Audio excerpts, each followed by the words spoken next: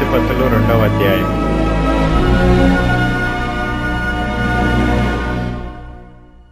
యెహోవా దూత గిల్గాలు నుండి బయలుదేరి బోకీమునకు వచ్చి ఈలాగు సెలవిచ్చెను.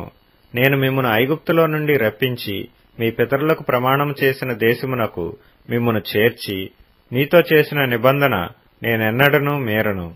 మీరు ఈ దేశ నివాసులతో నిబంధన చేసుకొనకూడదు. వారి బలిపీఠములను విరగగొట్టవలనని ఆజ్ఞ ఇచ్చితిని గాని మీరు నా మాటను వినలేదు. మీరు చేసిన పని ఎట్టిది?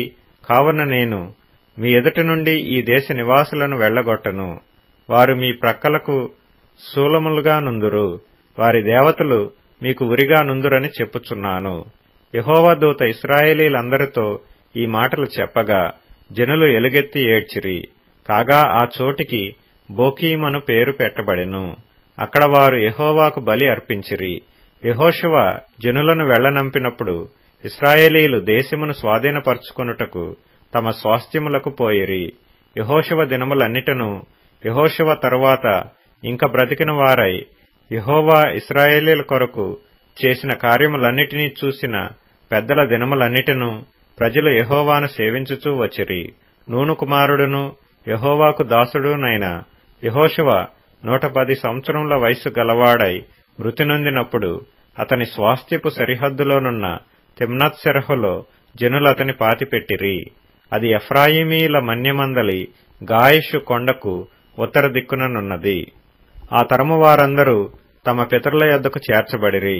వారి తరువాత యెహోవానైనను ఆయన ఇశ్రాయేలీల కొరకు చేసిన కార్యములనైనను ఎరుగని తరమొకటి పుట్టగా ఇశ్రాయేలీలు యెహోవా కన్నుల ఎదుట కీడు చేసి ఐగుప్తు దేశములో నుండి వారిని రప్పించిన తమ పితరుల దేవుడైన యెహోవాను విసర్జించి బయలుదేవతలను పూజించి తమ చుట్టూనుండు జనుల దేవతలలో ఇతర దేవతలను అనుసరించి వాటికి నమస్కరించి యెహోవాకు కోపము పుట్టించిరి. వారు యెహోవాను విసర్జించి బయలును అష్టారోతును పూజించిరి. కాబట్టి యెహోవా కోపాగ్ని ఇశ్రాయేలీల మీద మండెను. ఆయన దోచుకుని వారి చేతికి వారిని అప్పగించెను. వారు ఇశ్రాయేలీలను దోచుకొనిరి. ఆయన వారి చుట్టూనున్న వారి శత్రువుల చేతికి వారిని అప్పగించెను. గనుక వారు తమ శత్రువుల ఎదుట నిలవలేకపోయిరి. యెహోవా వారితో చెప్పినట్లు యెహోవా వారితో ప్రమాణము చేసినట్లు వారు పోయిన ప్రతి స్థలమున వారికి బాధ కలుగు చేయుటకు యెహోవా వారికి శత్రువాయెను. గనుక వారికి మిక్కిలి ఇబ్బంది కలిగెను. ఆ కాలమున యెహోవా వారి కొరకు న్యాయాధిపతులను పుట్టించెను. వీరు దోచుకొని వారి చేతిలో నుండి ఇశ్రాయేలీలను రక్షించిరి. అయితే వారు ఇంక న్యాయాధిపతుల మాట వినక తమ పితరులు యెహోవా ఆజ్ఞలను అనుసరించి నడిచిన మార్గము నుండి త్వరగా తొలగిపోయి ఇతర దేవతలతో వ్యభిచరించి వాటికి నమస్కరించిరి. తమ పితరులు ఆ ఆజ్ఞలను అనుసరించినట్లు వారు నడవకపోయిరి. తమ శత్రువులు తమను బాధింపగా వారు విడిచిన నిట్టూర్పులు యెహోవా విని సంతాపించి వారి కొరకు న్యాయాధిపతులను పుట్టించి ఆయా న్యాయాధిపతులకు తోడయ్యుండి వారి దినములన్నిటను వారి శత్రువుల చేతిలో నుండి ఇశ్రాయేలీలను రక్షించెను.